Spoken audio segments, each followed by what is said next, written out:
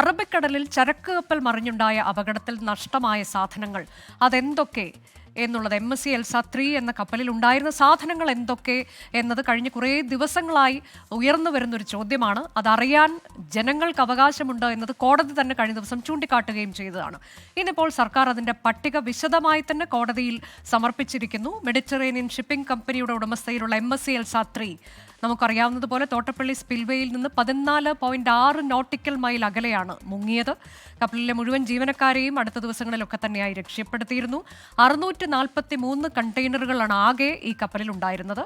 ആലപ്പുഴ, കൊല്ലം, തിരുവനന്തപുരം, കന്യാകുമാരി ജില്ലകളിൽ ആണ് കണ്ടെയ്നറുകൾ അടിഞ്ഞത്. ഒരേ സമയം തന്നെ വലിയ ആശങ്കയും ഒപ്പം തന്നെ ചില സമയത്തൊക്കെ ഒരു ചെറിയ കൗതുകവും ഒക്കെ നിറച്ചിരുന്ന ആ കണ്ടെയ്നറുകളിൽ എന്തൊക്കെയാണ് ഉണ്ടായിരുന്നത്, അതാണ് നമ്മൾ ഇനി വിശദമായി പരിശോധിക്കാൻ പോകുന്നത്. ഹൈക്കോടതിയുടെ നിർദ്ദേശപ്രകാരം തന്നെയാണ് സർക്കാർ ഇന്ന് ഈ കണക്ക് പുറത്തു വിട്ടിട്ടുള്ളത് എന്നതും പ്രധാനമാണ്.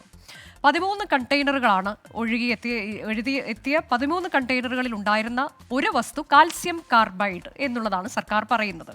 അതിൽ 8 എണ്ണം മുങ്ങിയ കപ്പലിൻ്റെ അകത്തെ അറയിലാണ് ഉണ്ടായിരുന്നത്. ബാക്കിയുള്ളവ പുറത്താണ് ഉണ്ടായിരുന്നത് എന്നതാണ്. ഇതിൽ കാൽസ്യം കാർബൈഡ് എന്നുള്ളത് അങ്ങേയറ്റം അപകടകരമായൊരു വസ്തുവാണ് എന്നുള്ളത് പ്രേക്ഷകർക്ക് അറിയാവുന്നതാണ്. 60 കണ്ടെയ്നറുകൾ പോളിമർ അസംസ്കൃത വസ്തുക്കൾ ഉണ്ടായിരുന്നു എന്നുള്ളതും ഇപ്പോൾ ഇന്ന് സർക്കാർ കോടതിയിൽ സമർപ്പിച്ചിട്ടുള്ള നിർദ്ദേശത്തിൽ പറയുന്നു.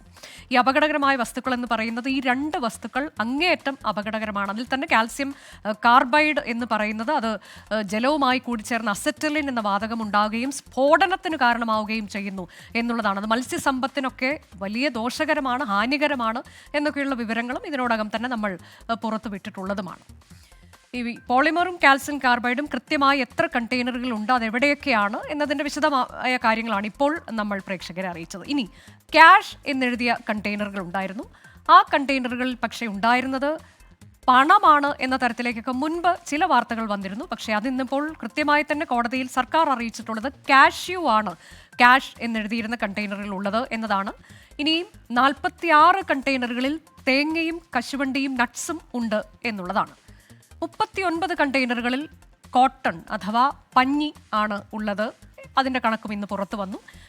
ഇനി 71 കണ്ടെയ്നറുകൾ കാലിയാണ്, അതായത് സാധനങ്ങളൊന്നും തന്നെ ഉണ്ടായിരുന്നില്ല എന്നുള്ളതാണ് കോടതിയിൽ ഇന്ന് സർക്കാർ സമർപ്പിച്ചിട്ടുള്ള കണക്ക്. 87 കണ്ടെയ്നറുകളിൽ തടി ഉണ്ടായിരുന്നു എന്ന കണക്കുണ്ട്. അങ്ങനെ വിശദമായൊരു കണക്ക് അത് കോടതിയുടെ നിർദ്ദേശപ്രകാരം സർക്കാർ ഇന്ന് സമർപ്പിക്കുമ്പോൾ ഇപ്പോഴും മാലിന്യങ്ങൾ നീക്കം ചെയ്തിട്ടില്ല എന്നുള്ളത് ആശങ്കയുണ്ടാക്കുന്ന കാര്യമാണ്.